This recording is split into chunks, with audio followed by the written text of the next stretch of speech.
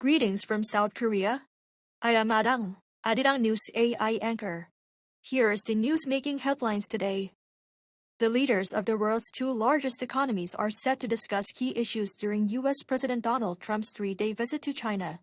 Chinese President Xi Jinping will host an official meeting with Trump on Thursday, which will be the first face-to-face talks between the leaders since they met in Busan last year. The high-stakes meeting is expected to cover geopolitical issues including the Iran war, as well as economic issues such as trade, tariffs, and rare earths. Iranian state media says Tehran has asked China to help represent its position ahead of U.S. President Donald Trump's upcoming visit to Beijing, as tensions across the Middle East continue to rise.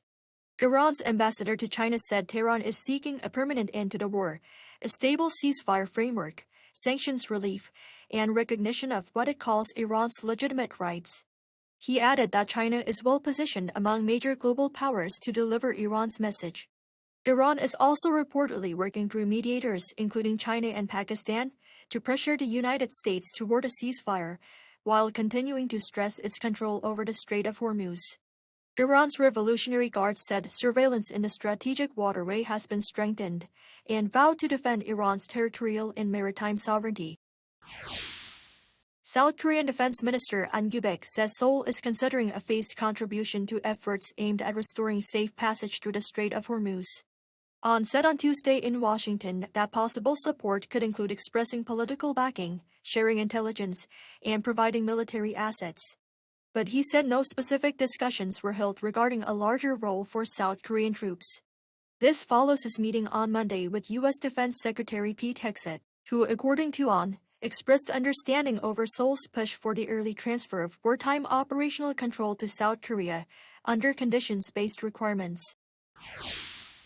Samsung Electronics labor union and management failed to reach an agreement in marathon government-led mediation talks that continued into the early hours of Wednesday, increasing concerns over a possible general strike later this month.